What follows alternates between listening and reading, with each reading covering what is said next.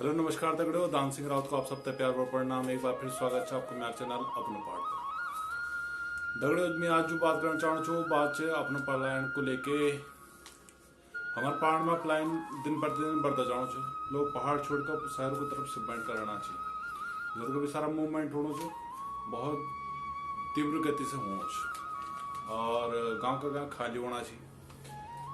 मेरा कुछ अपना कारण लिखा है कि जो प्लान का होने का कारण हो सकती लेकिन मिल काफ़ी लोगों तक जो शहर में भी रहना चाहिए और पहाड़ में भी रहना चाहिए वो लोगों तक काफ़ी ये चीज़ में बात का आई तर्क वितर्क भाई और मैं तो जो रीजन समय महत्वपूर्ण लगी वो मैं आप लोगों तक शेयर करना चाहूँ छूँ और आशा करूँ छूँ कि आप लोग भी मेरे अपना कुछ ये विषय बारे में अपना कुछ विचार में तक जरूर शेयर करें।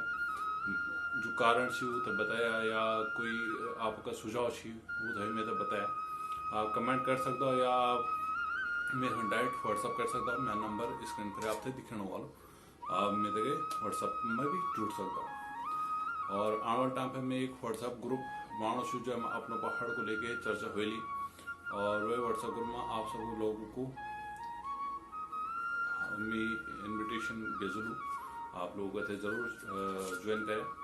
वे में आप अपना विचार भी दे सकता हो और आप पर्सनली मेरे को मेखन भी मैसेज कर सकता हो। तो मेरे जो पहाड़ में प्लान बढ़ जा वे को लेके मैं कुछ जो कारण देखी वो कारण में 3 कारण जो महत्वपूर्ण रही और जो है राजनीति विषय भी बना वो काफ़ी ज़्यादा रही। लोग वेद को लेके काफ़ी ज़्यादा राजनीति भी होनी चाहिए। पहाड़ों में हुआ है, शहरों में हुआ है, वेद से लेके राजनीति भी काफ़ी ज़्यादा हुआ है। उत्तराखंड तो बना 20-22 साल हो गया आज और इन 22 सालों में उत्तराखंड के हिसाब से तरक्की का ही प्लान 20 सालों में किले ज़्यादा बढ़ या वैसे पहल बढ़ गया चाहिए। वही को लेकर आपका कोई भी राय चाहिए या कोई विचार चाहिए आप जरूर मेरे के साझा करें। तो मैं अपना पर रीज़न बता लूँ 3 रीज़न तो मैंने आपसे पहले भी बता लीजिए कि चिकित्सा व्यवस्थाएं, शिक्षा और रोजगार ये 3 अहम मुद्दे हैं जिन पे कि प्लान दिन प्रतिदिन बढ़ता जा रहा है और इनको मैंने किस नज़र से देखा है और मेरे इन पे क्या विचार हैं इनको लेके क्या मैं हूँ वो मैं आपको बता रहा हूँ। और इसके अलावा बाकी और कुछ मैंने कारण लिखे हैं उनके बारे में आपको इस ब्लॉग में बता रहा हूँ और इनको लेके जो सुझाव होंगे वो मैं आपसे अगले ब्लॉग में जरूर शेयर करूँगा।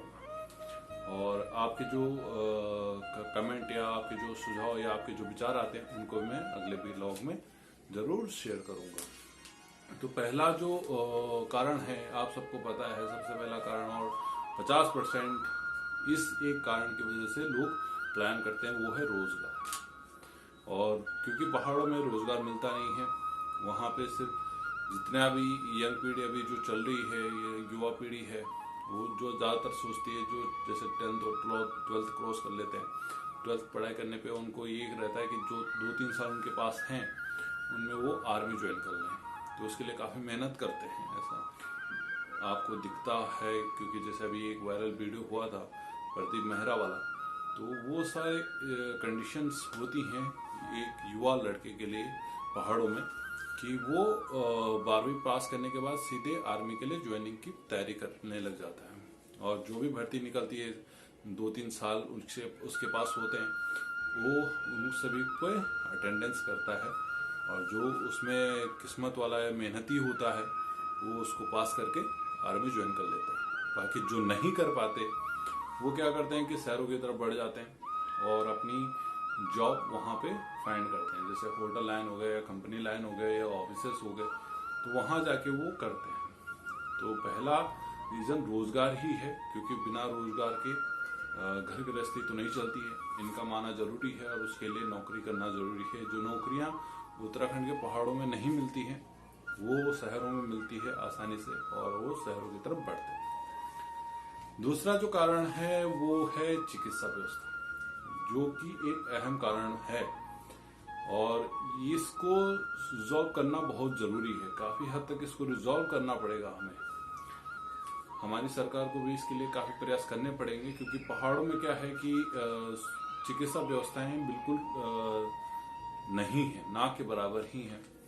और अभी भी कई जगह पे ये होता है कि पुराने तरीके से इलाज होता है कई जगह पे, पर जो अब पुराने लोग नहीं रहे जो इलाज करते थे, तो मेडिकल इमरजेंसी में जब भी होता है तो एक हॉस्पिटल तक पहुंचने के लिए उनको 24 घंटे तक लग जाते हैं।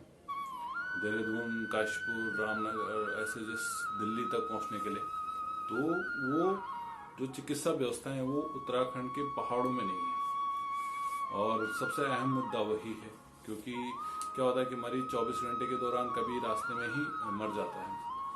तो ये बड़ी चिंताजनक विषय है हमारे लिए कि स्वास्थ्य व्यवस्था है हमारे उत्तराखंड के पहाड़ों में बहुत कम है। तो इसको लेकर हमें प्रयास करना है। और ये भी एक अहम मुद्दा है प्लान को लेकर। अगला जो मुद्दा है वो लिखा है मैंने शिक्षा। जो शिक्षा व्यवस्थाएं हैं, अब लोग उस व्यवस्था को किस तरह से देखते हैं और मैंने किस तरह से देखा है, ये मैं आपको बताता हूँ। पहला, लोगों वाला व्यवस्था की ज्यादातर लोगों से मैंने ये सुना है कि स्कूलों में अच्छी शिक्षा नहीं मिल रही अभी। पहले की शिक्षा अच्छी थी, बट अभी स्कूलों में अच्छी शिक्षा नहीं है। दूसरा कि स्कूल काफी दूर हो गए। अब स्कूल तो वहीं पे हैं, गांव भी वहीं पे हैं, दूर कुछ नहीं हुआ है। वो आप सबको भी पता होगा, मुझे भी पता है।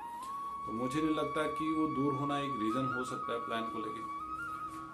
और मेरा जो स्कूलों में व्यवस्था है, शिक्षा किस तरह से है, तो मुझे नहीं लगता कि वो इतना भी स्तर नीचे गिर गया है कि वहाँ पे अच्छी पढ़ाई नहीं है। पढ़ाई है, बट क्या है रहा है कि आप अपने बच्चों को बाहर ले जाओ तो वहाँ पे पढ़ेगा कौन?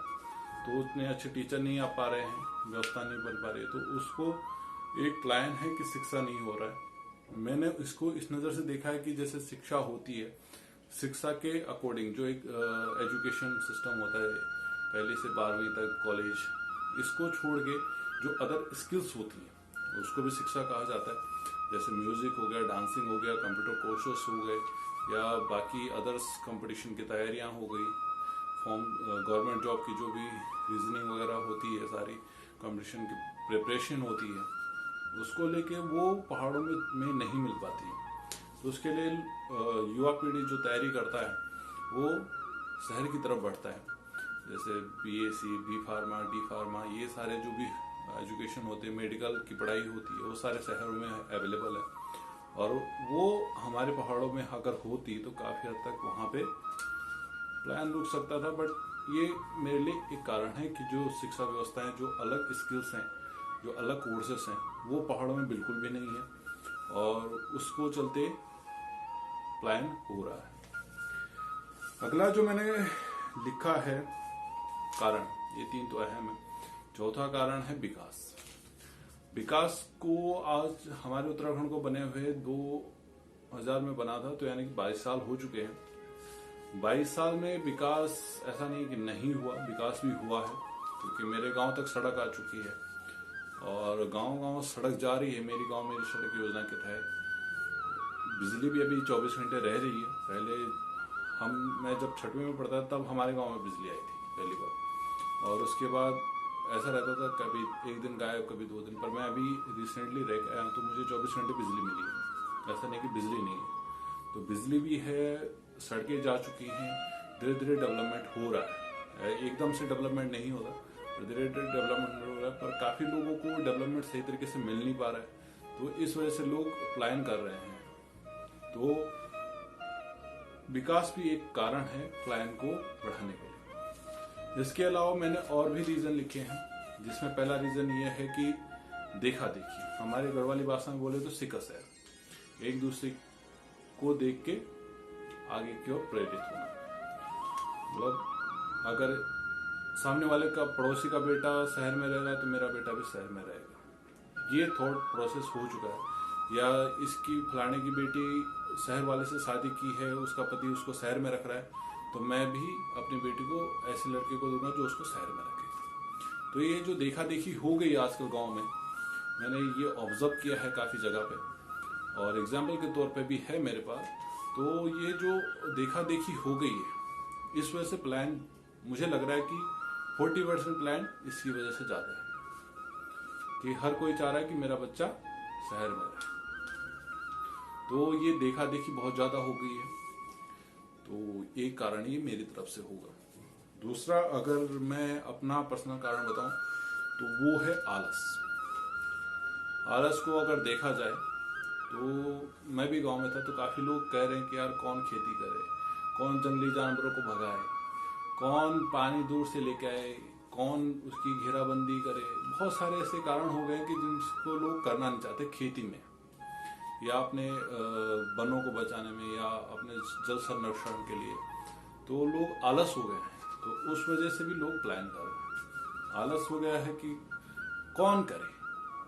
शहरों में जाके बंद कमरे में आराम से सोना चाहता है। बंद कमरे में सोने से अच्छा है कि खुले पहाड़ में रहें, पर लोग उस चीज को समझ नहीं रहे। तो मेरे लिए वो एक आलसी कहूंगा मैं उन लोगों को जो ऐसी सोच रख रहे हैं और उस वजह से घर पे नहीं रह पा रहे हैं, पहाड़ों में नहीं रह पा रहे हैं। कौन लंबी चढ़ाई चढ़ेगा भाई, एक गांव से दूसरे गांव की।